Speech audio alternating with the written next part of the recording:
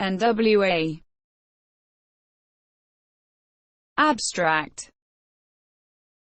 N.W.A., an abbreviation for Niggers with Attitudes, was an American hip-hop group from Compton, California. They were among the earliest and most significant popularizers and controversial figures of the gangster rap subgenre, and are widely considered one of the greatest and most influential groups in the history of hip-hop music. Active from 1987 to 1991, the rap group endured controversy owing to their music's explicit lyrics, which many viewed as being misogynist, as well as to its glorification of drugs and crime.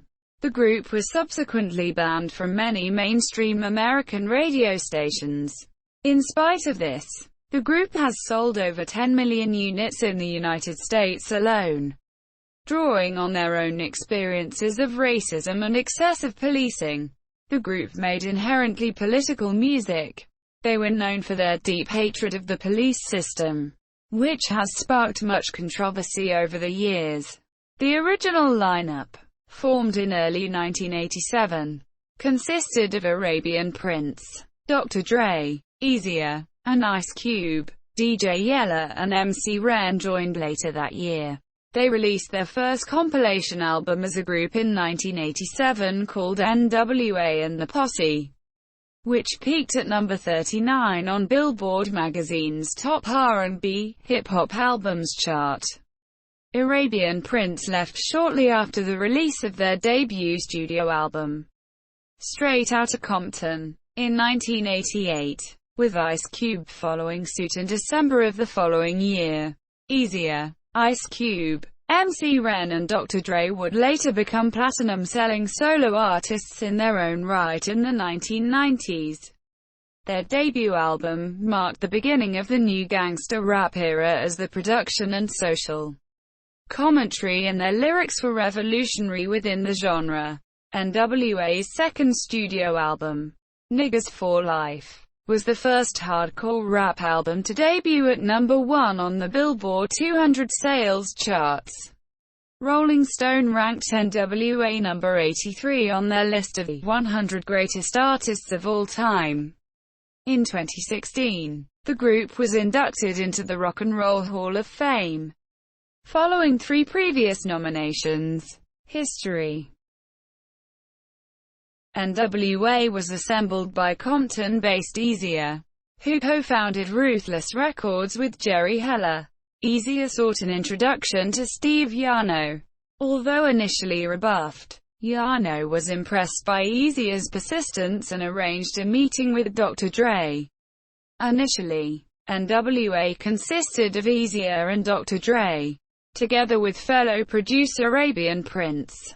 Ice Cube was added to the roster after he had started out as a rapper for the group CIA. Dre would later bring DJ Yella on board as well. Dre and Yella were both formerly members of the world-class Wrecking Crew as DJs and producers. Ruthless released the single Panic Zone in 1987 with Macola Records, which was later included on the compilation album N.W.A. and the Posse. N.W.A. was still in its developing stages, and is only credited on 3 of the 11 tracks, notably the uncharacteristic record Panic Zone, 8 Ball, and Dope Man, which marked the first collaboration of Arabian Prince, DJ Yella, Dr. Dre, and Ice Cube. Mexican rapper Crazy D co-wrote Panic Zone, which was originally called Hispanic Zone. But the title was later changed when Dr. Dre advised Crazy D that the word Hispanic would hinder sales. Also included was Eazy-E's solo track Boys in the Hood. N.W.A. released their debut studio album, Straight Outta Compton, in 1988, with its famous opening salvo of 3 tracks. The group reflected the rising anger of the urban youth. The opening song, Straight Outta Compton, introduced the group. Fucked Our Police protested police brutality and racial profiling. And Gangsta Gangsta painted the worldview of the inner-city youth.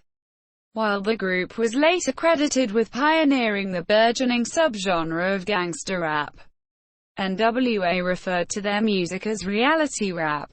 27 years later, member and co-producer of the Straight Outta Compton film, Ice Cube, commented, "They were talking about what really led into the style that we ended up doing, which is now called hardcore gangster rap." Dr. Dre and DJ Yella, as high-powered productions, composed the beats for each song, with Dre making occasional rapping appearances. The DOC, Ice Cube, and MC Ren wrote most of the group's lyrics, including "Fucked Our Police," perhaps the group's most notorious song, which brought him into conflict with various law enforcement agencies. Under pressure from Focus on the Family, Milt Arlerich, an assistant director of the FBI, sent a letter to Ruthless and its distributing company Priority Records, advising the rappers that advocating violence and assault is wrong and we in the law enforcement community take exception to such action. This letter can still be seen at the Rock and Roll Hall of Fame in Cleveland, Ohio. Policemen refused to provide security for the group's concerts, hurting their plans to tour. Nonetheless, the FBI's letter only served to draw more publicity to the group. Straight Outta Compton was also one of the first albums to adhere to the new parental advisory label scheme, then still in its early stages. The label at the time consisted of warning, moderate impact, coarse language and/or themes only. However, the taboo nature of N.W.A.'s music was the most important factor of its mass appeal. Media coverage compensated for N.W.A.'s lack of airplay, and their album eventually went double platinum this year, 1 month after Straight Outta Compton. Eazy's solo debut Easy Does It was released. The album was dominated by Eazy's persona. MC Ren was the only guest rapper, but behind the scenes it was a group effort. Music was handled by Dr. Dre and DJ Yella. The lyrics were largely written by MC Ren, with contributions from Ice Cube and the DOC. The album was another double platinum success for Ruthless. In addition to girl group JJ Fad in 1988 and singer Michelle in 1989.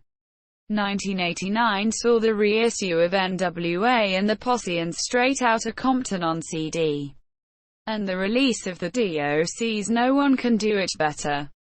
His album was essentially a collaboration with Dr. Dre and notably free of gangster rap content, including the N.W.A. Posse cut The Grand Finale. It would become another #1 album for the record label. Ice Cube left the group in December 1989 over royalty disputes, having written almost half of the lyrics on Straight Outta Compton himself. He felt he was not getting a fair share of the profits. A lawsuit brought by Ice Cube against band manager Jerry Heller was settled out of court. He wasted little time putting together his solo debut, 1990's America's Most Wanted, but he avoided mentioning his former label mates. N.W.A.'s title track from their 1990 EP 100 Miles and Runnin', however, included a diss of Ice Cube. "We started with 5, but yo, 1 couldn't take it. So now it's 4, 'cause the 5th couldn't make it."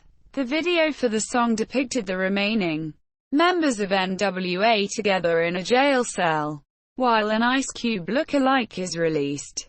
Also heard on the EP, which found its way on the F.L.4 Zagan album, was Real Niggas, a full-blown diss on Ice Cube where the remaining members accuse him of cowardice and question his authenticity, longevity and originality. "How the fuck you think a rapper lasts with your ass saying shit that was said in the past, yo?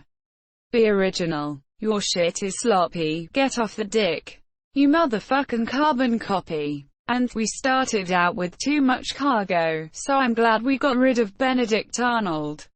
Yo. The song, 100 Miles and Runnin', was Dr. Dre's final up-tempo recording.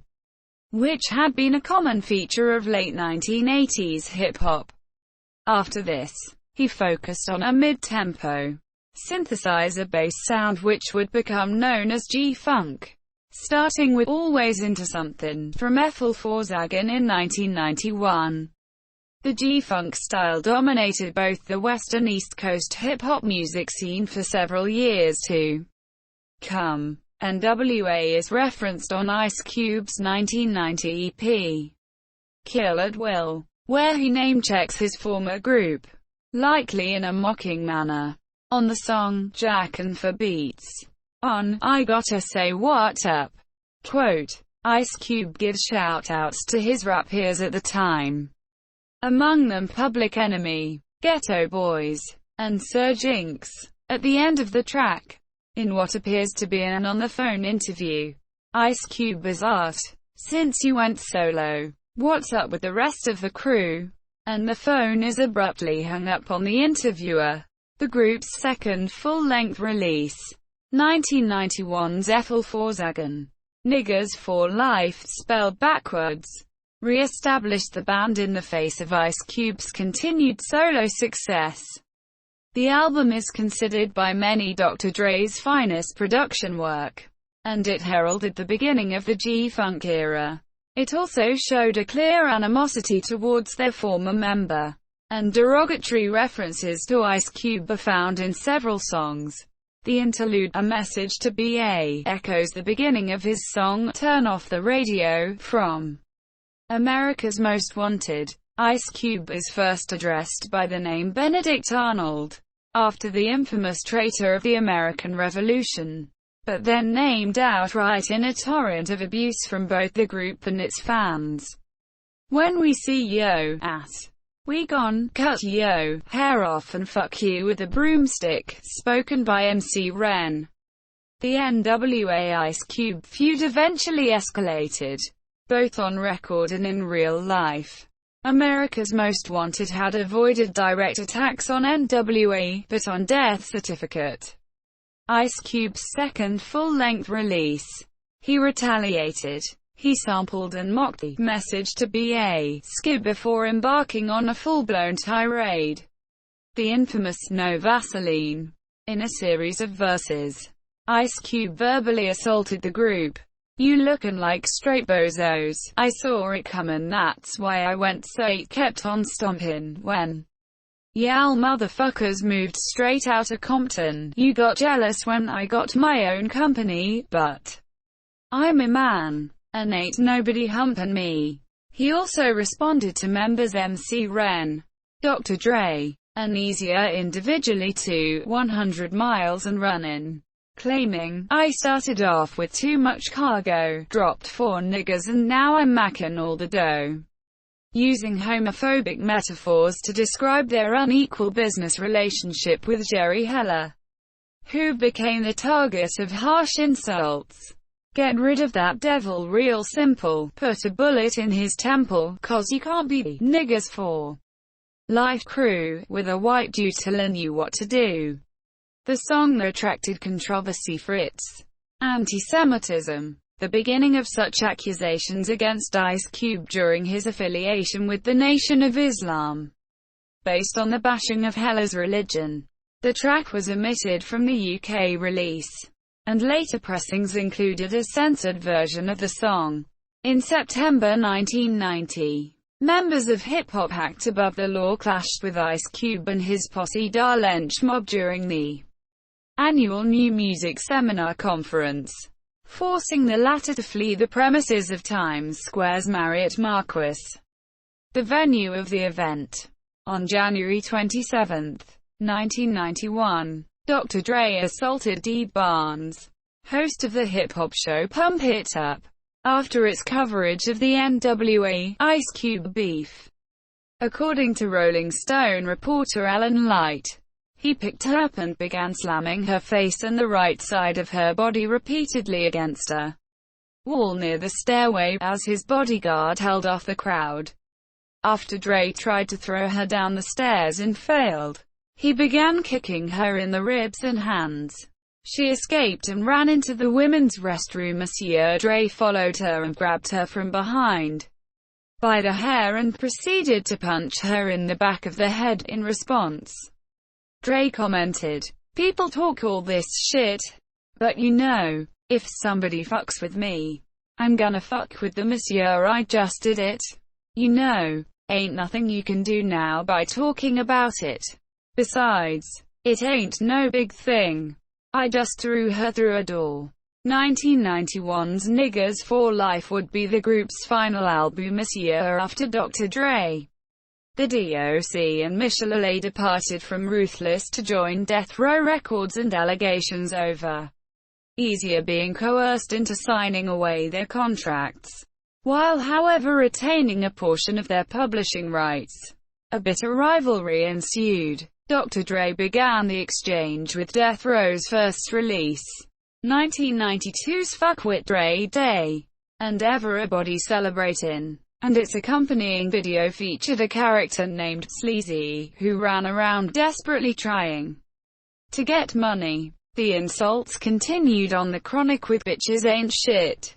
Easier responded in 1993 with the EP It's On. Dr. Dre, 187 Killer on the tracks Real Motherfucking and It's On.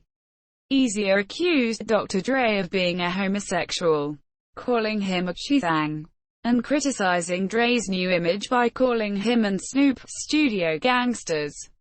The music video for Real Motherfucking showed a still of Dre wearing makeup and a sequined jumpsuit. The photos dated back to Dr. Dre's world-class Wreckin' Crew days, when such fashion was common among West Coast electro-hop artists. Prior to N.W.A.'s popularization of gangster rap, Easier kept dissing Dre and Death Row on most of his songs until his AIDS-related death on March 26, 1995. Even Easier's longtime friend MC Ren voiced his dislike for Easier in 1994, calling Easier a big head and wannabe megastar, and even suggesting that N.W.A. should reunite without Easier. MC Ren later said that the only relationship he had with Easier was through Ruthless Records, where he released several gold and platinum selling albums, including Kiss My Black Ass and Shock of the Hour. Easier and MC Ren would squash their beef shortly before Easier's death in their 1995 duet "Tar Motherfucking Real," after 2 years of not talking to each other. All bad blood finally ceased within the rest of the group. Dr. Dre, MC Ren and Ice Cube would later express their re-evaluated feelings to their old friend on 1998's Ruthless for Life, 1999's What's the Difference and Chin Check, 2000's Hello, 2006's Growing Up, and in the 2011 music video I Need a Doctor. Having both parted with Ruthless Records on bad terms, tensions between Ice Cube and Dr. Dre eventually eased on their own. After Ice Cube made a cameo appearance in Dr. Dre's Let Me Ride video in 1993, the two recorded the hit song Natural Born Killers for Snoop Doggy Dogg's 1994 short film and soundtrack Murder Was the Case. Ice Cube also later appeared on MC Ren's album Ruthless for Life on the track Comin' After You. MC Ren appeared on Dre's 1999 album 2001. And the three remaining N.W.A. would reunite for Hello on Ice Cube's 2000 album War and Peace, Volume 2, the Peace disc, and the song Chin Check in 1999 for the Next Friday soundtrack, a movie starring Ice Cube. The West Coast gangster music scene had however fallen out of the spotlight since the death of Tupac Shakur in 1996, and it was only after Dr. Dre's successful patronage of Eminem and Dre's ensuing comeback album 2001 that the genre and its artists would regain the national spotlight. 2000's All-Star Up in Smoke tour would reunite much of the N.W.A. and Death Row families. and during time spent on the road. Dre, Ice Cube, MC Ren, guest star Snoop Dogg and Eminem began recording in a mobile studio. A comeback album entitled Not These Niggas Again was planned, and would include DJ Ella, who had not been present on the tour. However, due to busy and conflicting schedules as well as the obstacles of coordinating 3 different record labels, Priority, No Limit and Interscope, obtaining the rights to the name N.W.A. and endorsing the whole project to gain exclusive rights, the album never materialized. Only 2 tracks from these sessions would be released. The aforementioned Chin Check, with Snoop Dogg as a member of N.W.A. from 2000's Next Friday soundtrack, and Hello from Ice Cube's 2000 album War and Peace Volume 2, the Peace disc. Both songs would also appear on N.W.A.'s remastered Greatest Hits.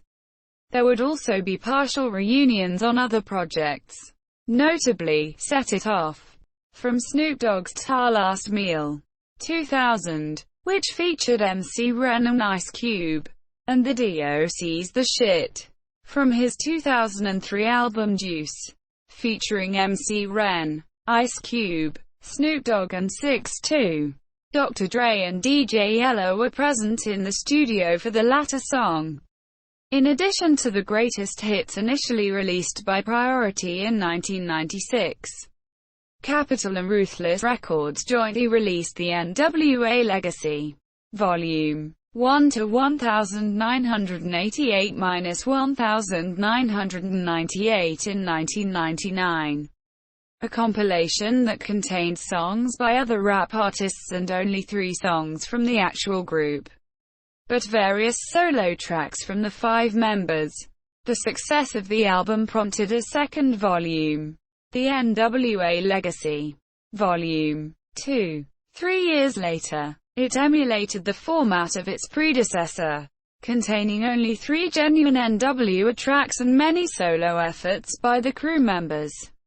In 2007, a new greatest hits package was released, entitled The Best of N.W.A. The Strength of Street Knowledge. In 2014, Ice Cube appeared on MC Ren's remix for Rebel Music. This was the first time the duo had worked together since the N.W.A. reunion in 2000. On June 27, 2015, MC Ren and DJ Ella joined Ice Cube during his solo set as part of the Bet Experience show at the Staples Center in Los Angeles, California. This marked the first reunion performance of the group, minus Dr. Dre, in 15 years. Following a 27-year hiatus, the group reunited with surviving members Ice Cube, MC Ren, Dr. Dre and DJ Ella taking the stage during the second weekend of the Coachella Valley Music and Arts Festival in April 2016. Just days following the group's Rock and Roll Hall of Fame induction. Biopic. New Line Cinema representatives announced to Entertainment Weekly's Hollywood Insider blog that N.W.A.'s story was in development to become a feature film for theatrical release in 2012. However, it was delayed to sometime in 2014. The script was researched and written by filmmaker S. Lee Savage and radio veteran Alan Wenkis, who worked closely with Eazy-E's widow, Tomika Woods Wright. Ice Cube and Dr. Dre act as producers of the film this year. In September 2011, John Singleton was selected as director. Ice Cube and Singleton previously collaborated on Boys in the Hood, a movie that was nominated for an Academy Award. And Ice Cube also played the part of the character, Fudge, in Singleton's Higher Learning. Casting calls began in the summer of 2010. There were rumors of Lil Eazy-E playing his late father Eazy-E, and Ice Cube's son and fellow rapper O'Shea Jackson Jr. playing his father as well. Ice Cube stated of the movie, "We're taking it to the nooks and crannies. I think deeper than any other article or documentary on the group," he said. These are the intimate conversations that helped forge N.W.A. to me. I think it's interesting to anybody who loves that era, and I don't know any other movie where you can mix gangster rap, the FBI, LA riots, HIV, and fucking feuding with each other. This movie has everything from Daryl Gates and the battering ram Monsieur. In August 2012, Gary Gray was selected as director rather than Singleton. The film, named Straight Outta Compton, had been picked up by Universal Pictures, who hired Jonathan Herman in December 2013 to draft a new script and brought in Will Packer to executive produce. On February 21, 2014, director Gary Gray announced a March 9, 2014 open casting call for the film via his Twitter account. There were also open casting calls in Atlanta and Chicago. Rapper YG auditioned to play MC Ren in the film Monsieur. The project was scheduled to start filming in April 2014 but was pushed back due to casting delays. On June 18, 2014, Universal officially announced that the N.W.A. biopic Straight Outta Compton would be released August 14, 2015. It was also confirmed that Ice Cube's son, O'Shea Jackson Jr., would play a younger version of his father in the movie. O'Shea Jr. joined Jason Mitchell and Corey Hawkins, who will portray group members Easier and Dr. Dre, respectively, in the film Monsieur. To round out the cast of N.W.A., Aldous Hodge plays MC Ren and Neil Brown Jr. portrays DJ Yella. In early July 2014, casting directors for the N.W.A. biopic issued a casting call for extras and vintage cars in the Los Angeles area for scenes in the movie. According to the casting call release, the film began filming in August 2014 and was released a year later on August 14, 2015. The film received positive reviews and grossed over $200 million worldwide. Legacy. Although the group disbanded in 1991, they remain one of the greatest and most influential hip-hop groups, leaving a lasting legacy on hip-hop music in the following decades.